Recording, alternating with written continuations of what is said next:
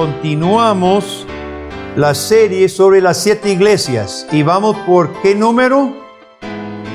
Número 9 de 7 iglesias. ¿Por cuál iglesia? La sexta. Estamos en la sexta. Sí, la serie es por ahí de 9. Apocalipsis capítulo 3, hermanos. Apocalipsis capítulo 3, versículo 7. Mensaje a la iglesia de Filadelfia. Solo hay 2 iglesias en que Jesús no da ninguna crítica. ¿Sabe cuáles son? Esta es una, Filadelfia. Y la otra era Esmirna, ¿verdad? Ok. Escribe al ángel de la iglesia en Filadelfia. Esto dice el santo, el verdadero, el que tiene la llave de David. Escuche, recuerde todo eso. El que tiene la llave de David, el que abre y ninguno cierra, y cierra y ninguno abre. Yo conozco tus obras, y aquí he puesto delante de ti una puerta abierta, la cual nadie puede cerrar. Porque aunque tienes poca fuerza, has guardado mi palabra, y no has negado mi nombre. He aquí yo entrego de la sinagoga de Satanás a los que se dicen ser judíos y no lo son, sino que mienten. He aquí yo haré que vengan y se postren a tus pies y reconozcan que yo te he amado. Por cuanto has guardado la palabra de mi paciencia, yo también te guardaré de la hora de la prueba que ha de venir sobre el mundo entero, para probar a los que moran sobre la tierra. He aquí yo vengo pronto. Retén lo que tienes, para que ninguno tome tu corona. Al que venciere, yo lo haré columna en el templo de mi Dios, y nunca más saldrá de allí. Y escribiré sobre él el nombre de mi Dios y el nombre de la ciudad de mi Dios, la nueva Jerusalén, la cual desciende del cielo de mi Dios, y mi nombre nuevo. El que tiene oído, oiga lo que el Espíritu dice a las iglesias. Qué palabra más tremenda. Y lamentablemente no vamos a poder analizar todas las facetas, hermanos, especialmente la bendición al final, todo el significado de recibir, de ser columna, escrito el nombre de Dios y de su ciudad. No va a haber tiempo de todos estos detalles, pero vea qué palabra más tremenda. Una iglesita, seguramente pequeña, débil, una iglesia que se autopercibía como si la puerta estuviera cerrada para su ministerio, para su fe, para servir al Señor. Y Jesús viene y dice, yo he puesto delante de ustedes, ¿qué puerta? ¿Cerrada o abierta? Una puerta abierta. Recuerden que Filadelfia forma parte de las 7 iglesias. Era un anillo de iglesias. Estas ciudades eran antiguas. Muchas de las ciudades que ya hemos mencionado tenían una historia larga con el imperio griego, el imperio romano. Ahora no sabemos mucho de la iglesia en Filadelfia. No sabemos casi nada de esta iglesia, pero lo que se percibe de este pasaje es que ellos se sentían débiles, pero por otro lado que estaban siendo fiel a Jesucristo. Probablemente estaban recibiendo persecución a manos de los judíos. Por eso Jesús menciona los que dicen ser judíos y no son verdaderos judíos, no son verdaderos hijos de Abraham. Si lo fuera, reconocería la iglesia de Jesucristo, y probablemente ellos estaban sufriendo persecución a causa de los judíos. Entonces, recuerde, en cada pasaje, a cada iglesia, la forma en que Jesús se presenta es muy importante, ¿verdad? La forma en que Jesús se presenta. Y Jesús se presenta como el que tiene la llave y que ha dejado una puerta abierta. ¿Por qué Jesús enfatiza esto, hermano? Porque la iglesia estaba a punto de sucumbir, de ceder a la desesperación. Creían estar encerrados, impedidos, cerrada la puerta. Y Jesús se presenta y dice, a pesar de su debilidad, a pesar de su pequeñez, no importa, yo he puesto una puerta adelante. Jesús dice que sostienen en la mano la llave de David. Casi en cada caso que hemos enfatizado, hermanos, con todos los mensajes, a dónde hemos tenido que ir, a las figuras que Jesús trae, ¿a dónde? Al Antiguo Testamento. Otra vez, esta es una figura del Antiguo Testamento. Y si usted está tomando apuntes, apunte Isaías 22, donde Dios dice que le va a quitar la llave de David a Sebna. Sebna era el guardador del templo, era sumo sacerdote, era el tesorero del templo. Pero Sebna estaba fallando porque no advertía el pueblo de Dios, que en ese momento estaba siendo muy rebelde, muy desobediente, y Sebna, como sacerdote, a cargo de la palabra de Dios, debía advertir al pueblo.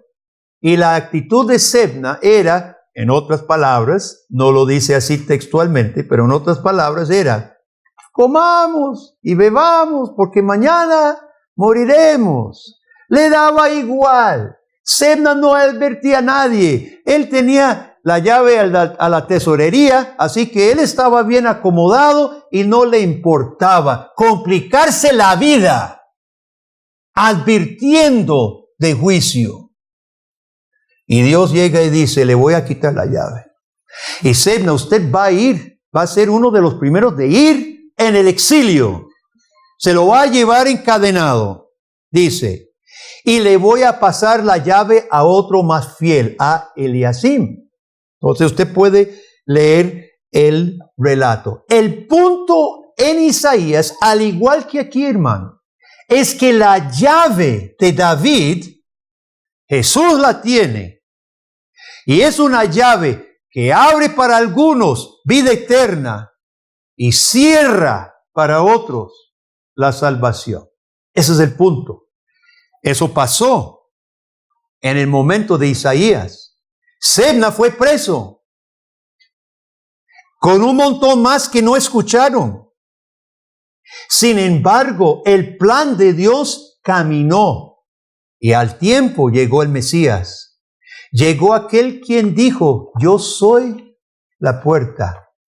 El que pasa por mí entrará y será salvo. Jesucristo en Juan capítulo 10. La iglesia en Filadelfia, hermanos, parece haber estado intimidada por los judíos, por quienes fuera.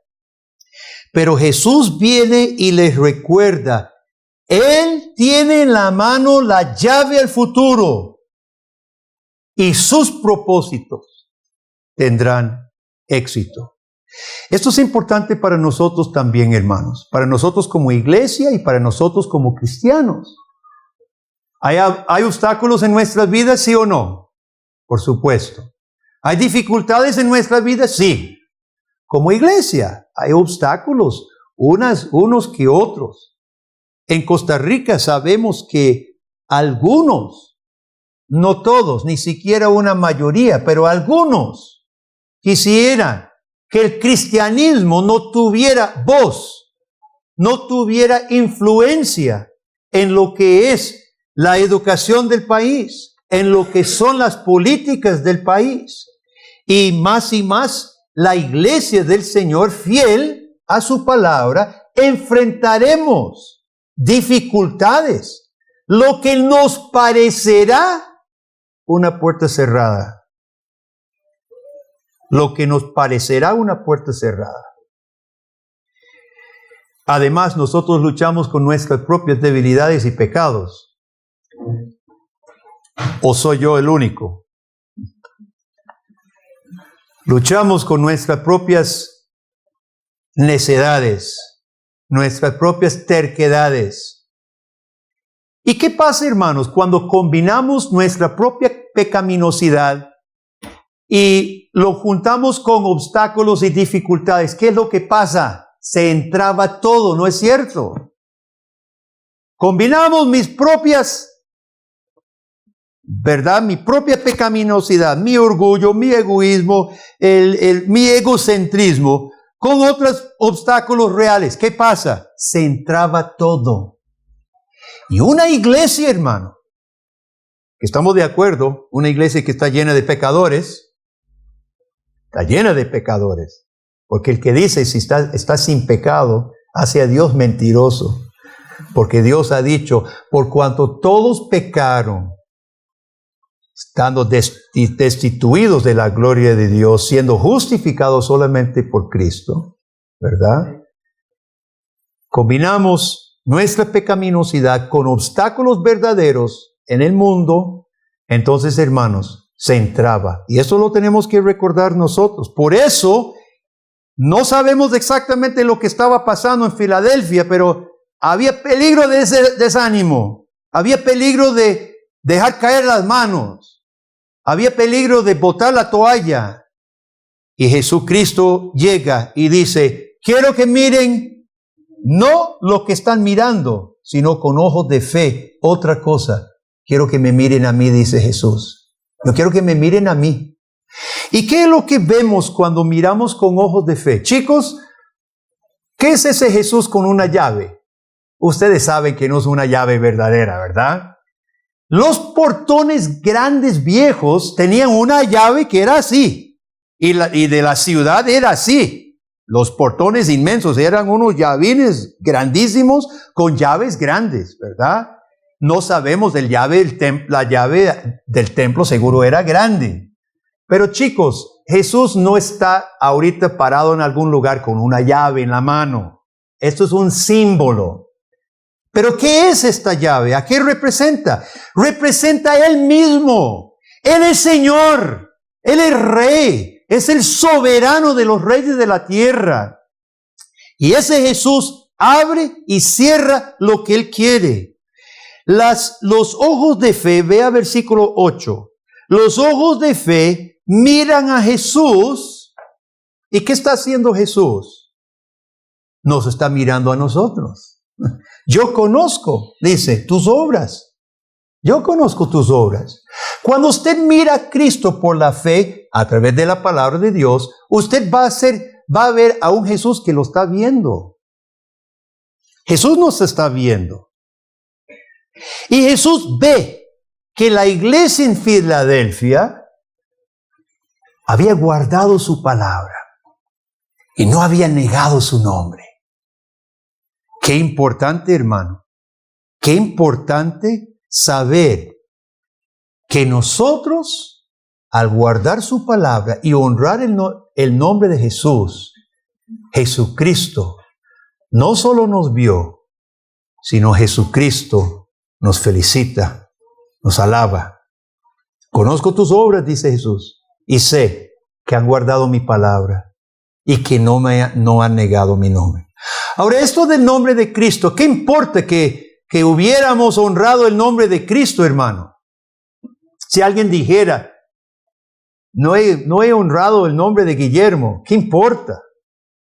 Mire, esto no importaría nada si Jesucristo no fuera uno con Jehová del Antiguo Testamento, cuyo nombre es parte de los 10 mandamientos.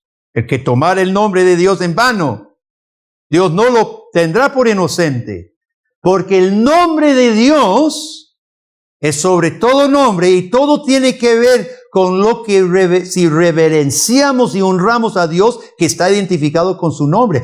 El hecho de que Jesucristo enfatice, han guardado, no han negado mi nombre, lo pone igual que el Dios del Antiguo Testamento.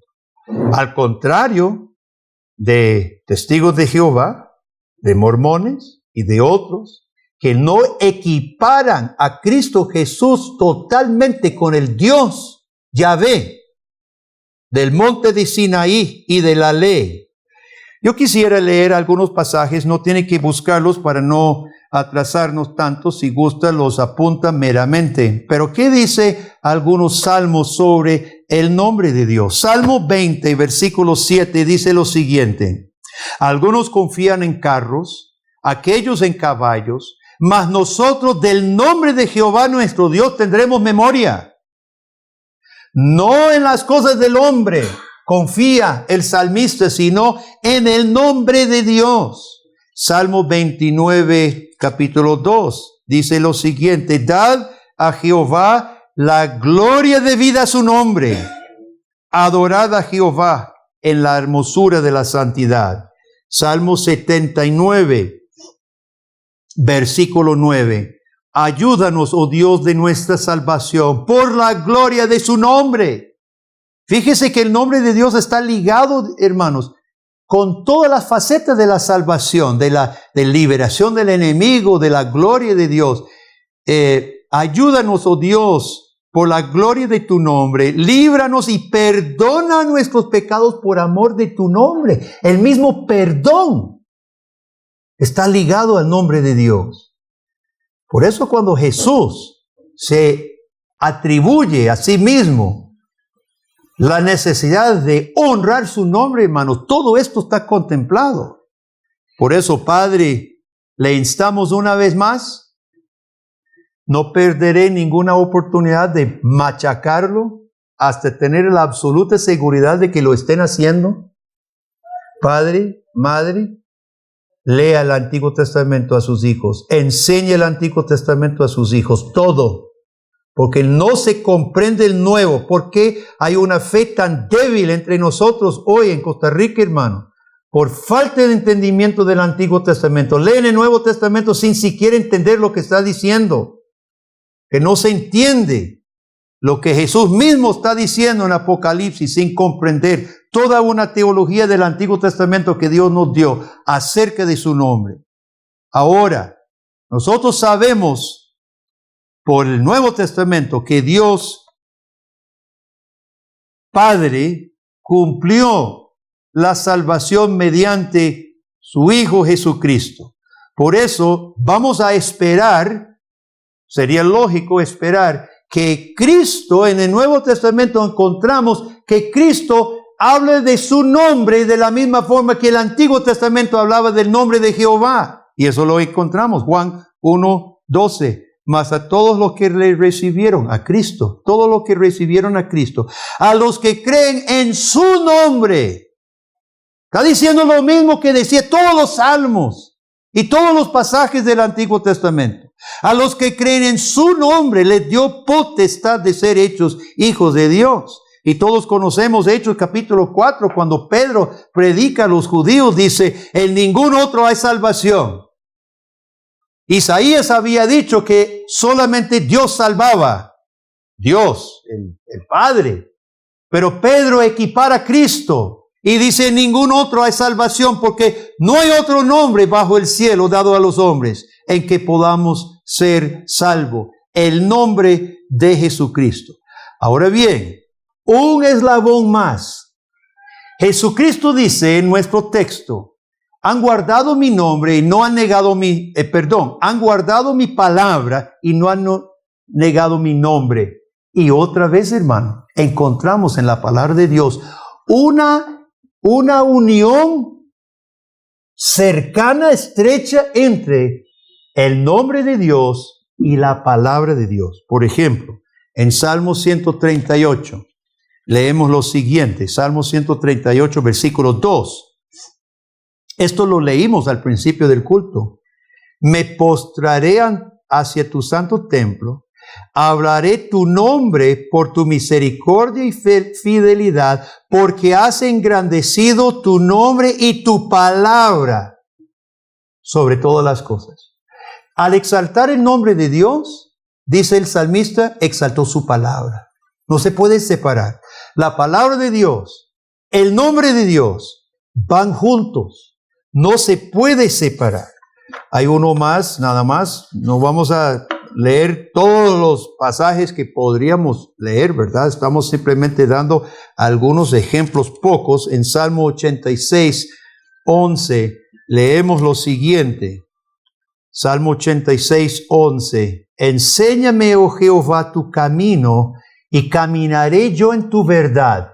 Verdad es estatutos de Dios, palabra de Dios. Enséñame tu camino a través de tu verdad, que es la ley de Dios. Aquí tenemos la palabra. Después dice en 86, 11, afirma mi corazón para que tema tu nombre. Entonces es imposible para el salmista poder temer el nombre de Dios si no es encaminado en la verdad de Dios. Hermanos, esto es importante para los tiempos hoy, no solamente para la iglesia de Filadelfia. Hay muchas personas en nuestro entorno que dirían, yo soy temeroso de Dios, yo creo en Dios, yo creo, ¿verdad? Sin embargo, no guardan su palabra. Y para Dios es imposible creer, temer, sin conocer y guardar su palabra. Es imposible, porque Dios une las dos cosas. Y le felicita a la iglesia en Filadelfia precisamente por hacer lo que es la verdadera fe, guardar la palabra de Dios y honrar el nombre de Jesucristo. Es imposible, hermanos, temer a Dios, a un Dios que no conocemos. Es imposible. Es imposible creer en un Dios que no conocemos. Y solamente conocemos cómo es el Dios verdadero, el real Dios, el verdadero Dios y Señor a través de su palabra. Por eso la Biblia de principio a fin une el conocimiento de la palabra de Dios con el temor y la honra al nombre de Dios. Entonces, hermanos, miren, Jesucristo dijo a su Padre, Padre, santifica mi pueblo en tu verdad. Tu palabra es verdad. Y el Espíritu Santo, inspirando al apóstol Pablo, también dijo, la fe viene por el oír y el oír por la palabra de Dios. La verdadera fe en el verdadero Dios solo viene mediante su palabra. Así que los ojos de fe ven a un Jesús que nos está mirando a nosotros. Él sabe, Él conoce. Y en este caso felicitó la iglesia de Filadelfia de guardar su palabra, honrar su palabra y no negar su fe. Yo espero que esa misma felicitación sea para la iglesia Pacto de Gracia. Espero que esa misma felicitación, hermano, sea para nosotros. Los ojos de fe miran a un Jesús sosteniendo la llave de la historia. Jesús abre y cierra. Muchas veces, hermanos, nosotros miramos las cosas negativas, ¿verdad? Es más, como que es más, no sé, más fácil ver las cosas negativas que las positivas. Yo estaría dispuesto a aceptar una apuesta de preguntar a cualquiera de nosotros, ¿verdad? Ya fuera de base, ya no avisado, pero decir, ¿cómo ve usted lo que está pasando en Costa Rica? ¿Qué pasa en el mundo? Y apostaría, bueno, ¿es bueno apostar o no? Bueno, yo apostaría, porque sé que ganaría, que las personas, usted y yo, lo primero que diríamos son los desastres. Las noticias dicen algunas cuantas cosas bonitas. Seguramente cuando les pagan para que entrevisten un nuevo restaurante, un hotel que van a abrir, ¿verdad? Pero por lo general, ¿qué sale? ¿Qué compone las noticias? Desastres, accidentes, robos, drogas, asaltos, muertes, ¿verdad? Entonces, hermanos, mire, y nosotros tenemos como esa morbosidad como metida en nosotros y pensamos en lo malo. Y los cristianos también. Si pensamos en mi vida, mi vida tiene este obstáculo, este problema, tenemos esta lucha, tengo esta preocupación, no sé de aquello, ¿sí o no? o me estoy equivocando? Yo creo que la tendencia natural de nosotros es mirar las cosas negativas. Ahora, hay que decir, hay cosas negativas en este mundo. Hay muchas cosas negativas en este mundo. ¿Sí o no? Claro que sí. Estamos rodeados de naciones en tumulto. Nuestro propio país posiblemente enfrenta una crisis económica. Eso es lo que están pronosticando los expertos. Espero que todos estén ahorrando. Eso no es parte del sermón, nada más un consejo personal. Eso no es parte de la palabra de Dios. Pero los expertos dicen que podría haber dificultades económicas y eso sí afecta a la iglesia, por supuesto.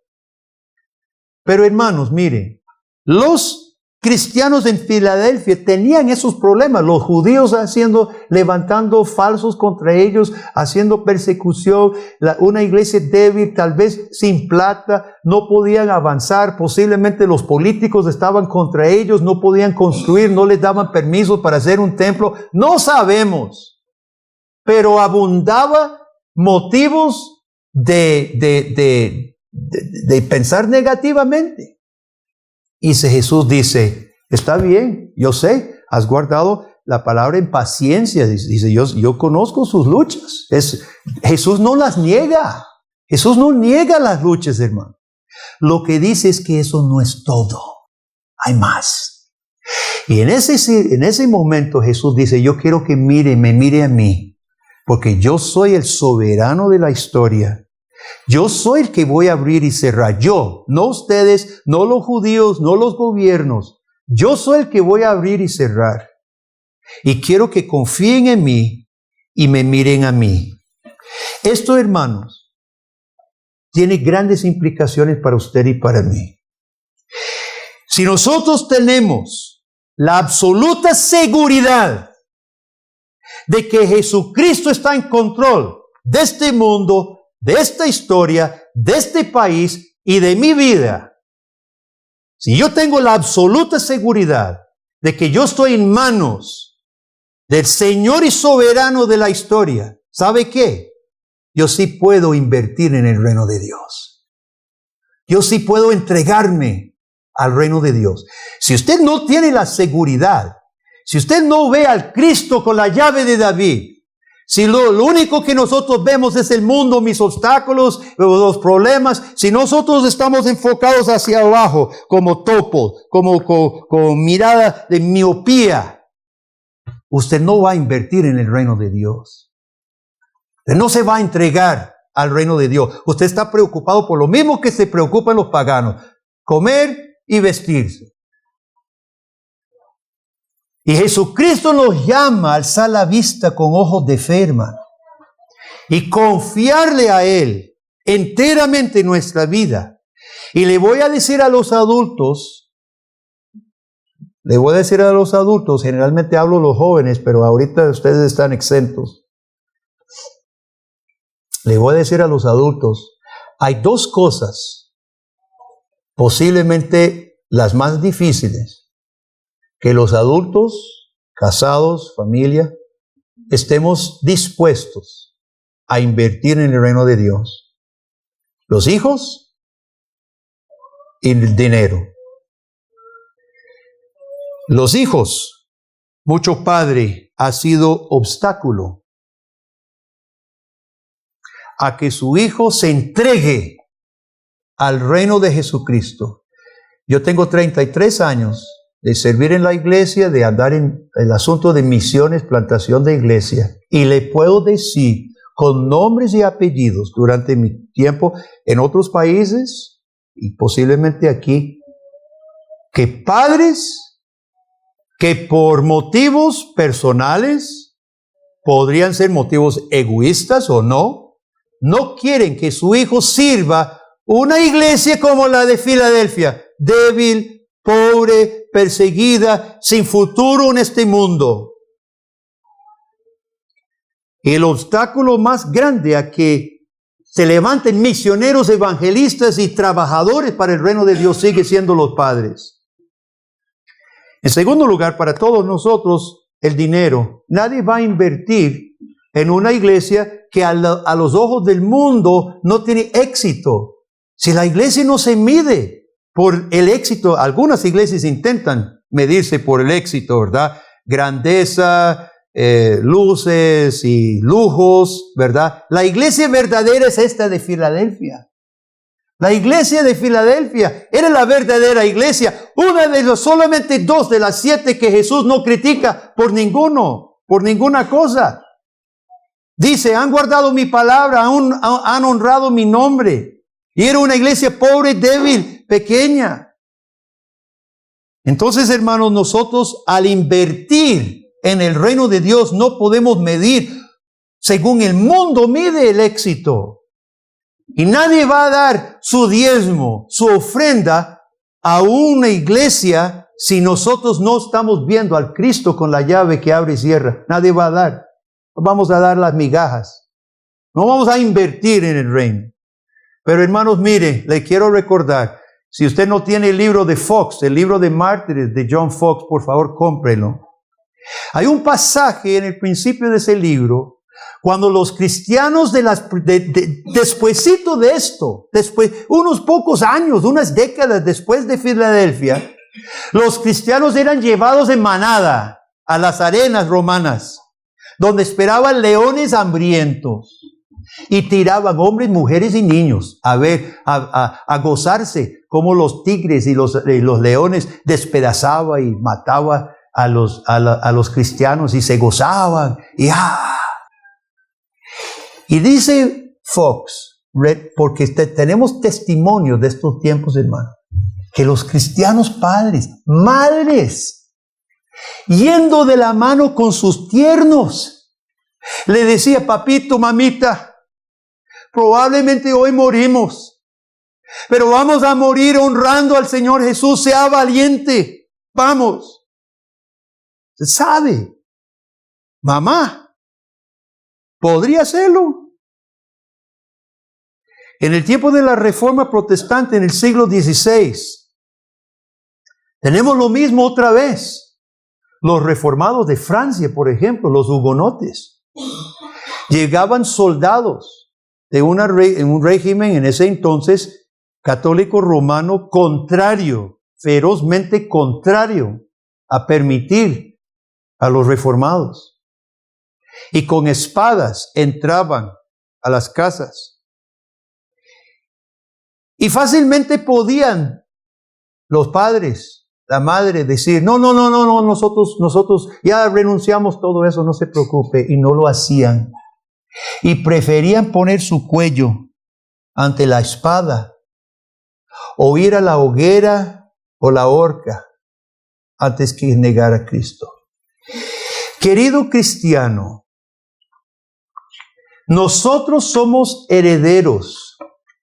La iglesia es heredera de este valor. No estaría la iglesia si hubieran sido cobardes. No estaría la iglesia, todos habrían renunciado a la fe. Pero la iglesia hoy está, porque hermanos nuestros estuvieron dispuestos a guardar la palabra de Dios y no negar el nombre de Jesucristo. Me temo que hayamos olvidado de dónde venimos. Me temo que hayamos olvidado nuestra herencia, hermano. ¿Sabe? La cultura en que vivimos, la cultura consumista, la cultura egocéntrica, egoísta, quiere hacernos suaves. Quiere tolerar a los cristianos, por supuesto, pero que los cristianos sean como ellos, egocéntricos, buscando solamente el confort. Nuestra cultura susurra al oído, tu confort, tu comodidad es lo más importante, tranquilo. Cuando nosotros debemos ser firmes. Cuando perdemos vista de Cristo y cuando perdemos vista de lo que Él promete al final, corona, columna, entonces, hermanos, nosotros cedemos. Jesucristo llamó a la iglesia en Filadelfia a perseverar porque Él estaba en control. El enfoque debe ser en el día final cuando Jesucristo vendrá a juzgar a todos. Y en ese momento Jesucristo dice que Él los iba a vindicar.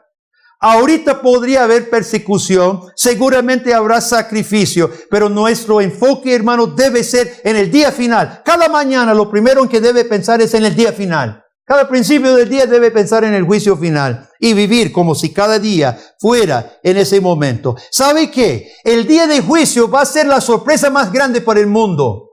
Esa iglesia despreciada, denigrada, débil y pobre, esa iglesia, ¿sabe qué? El día de juicio va a salir la iglesia vestida de novia, resplandeciente, y será recibida por Jesucristo con brazos abiertos. Va a ser la sorpresa más grande de toda la historia. Yo no sé cuándo Jesús va a volver. Ninguno sabe. Lo que sí sabemos, hermano, es que es Jesucristo que sostiene la llave de David.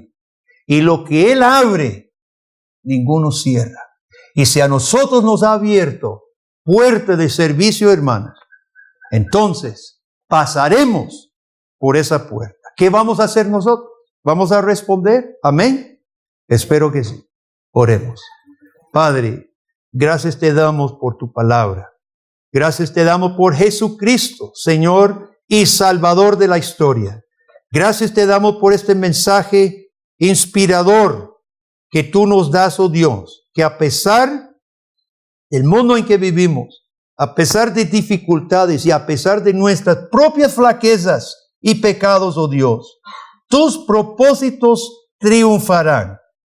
Oh Dios, pedimos hoy que tú nos ayudes, que tú ayudes a que nosotros miremos lo más importante, lo más trascendental, que es Jesucristo y sus propósitos. Padre, oramos por los que aún no han confesado el nombre de Jesucristo. Por favor, toca su corazón para que uniéndose a tu iglesia, no importa que en este mundo sea pobre, no importa que en esta historia sea menospreciada, Dios, esa iglesia será puesta como columna en el templo de Dios en el día final.